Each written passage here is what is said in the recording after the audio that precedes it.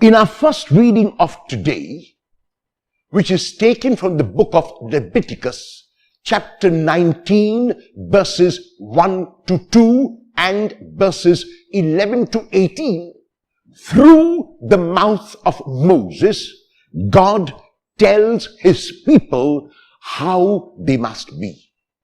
God begins by telling them, you must not steal or deal deceitfully or fraudulently with your neighbor. And God goes on to say, you must not be guilty of unjust verdicts. You must not be guilty of doing something which is wrong to your neighbor, of taking more than your due, and a number of beautiful advices is given to those of us who are willing to listen.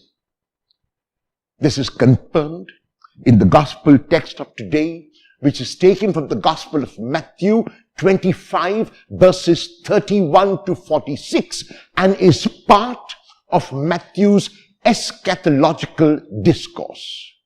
The English word eschatological comes from the Greek eschaton, which is translated as the last things, the things of the afterlife, the things of judgment. And in it, Jesus tells a parable. And the parable is about the last judgment and about the separation of the righteous from the unjust and unrighteous. And how will that separation take place? According to the Matthean Jesus, it will take place not only by the words that one has spoken, which are also important, but it will take place primarily on the deeds that one has performed. And so, when the separation is made, those who are on the right, which is the side of the right, the side of favor, are told this: when I was hungry, you gave me to eat. When I was thirsty, you gave me to drink. When I was sick, you visited me. When I was in prison, you came to see me. When I was naked, you clothed me. There can be no other advice which is as practical as this, which is, as in the first reading from Leviticus, we hear through the mouth of Moses, to reach out to the neighbor. So a person who sees another hungry has to reach out to that person, and a person thirsty has to reach out to the person, and a person sick has to visit, and a person naked has to clothe, because we are not individuals. We are individuals, but part of a community. Every other human being is my brother and my sister.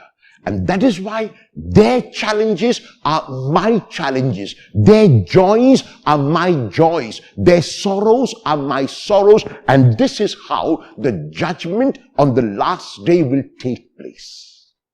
What is more important is how the righteous respond. And the righteous respond by telling the Lord, who applauds them, who places them right up on a pedestal. The righteous tell the Lord, Lord, when did we see you hungry? We do not remember. When did we see you thirsty? We do not remember. When were you in prison and sick and naked and we came to your help? We do not remember.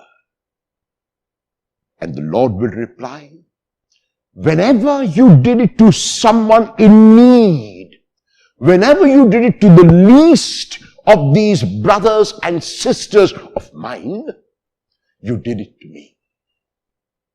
And then, those who are on the left, the sign of disfavor, the sign of those who are condemned, will be told that when the Lord was hungry, they never gave him to eat. When the Lord was thirsty, they never gave him to drink. When he was in sick and prison, they never visited him. When he was naked, they never clothed him. And they in turn will ask the Lord, when the Lord was hungry and when the Lord was thirsty, they did not see him. And the Lord says to them, as long as you failed to do it to those brothers and sisters whom you could see and touch and feel, you did not do it to me.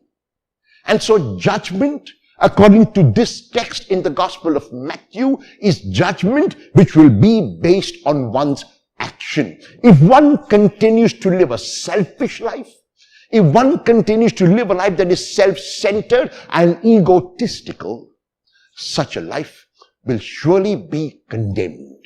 A life which is a life well lived is a life lived not only for oneself, but reaching out in service, reaching out to those in need, reaching out in love.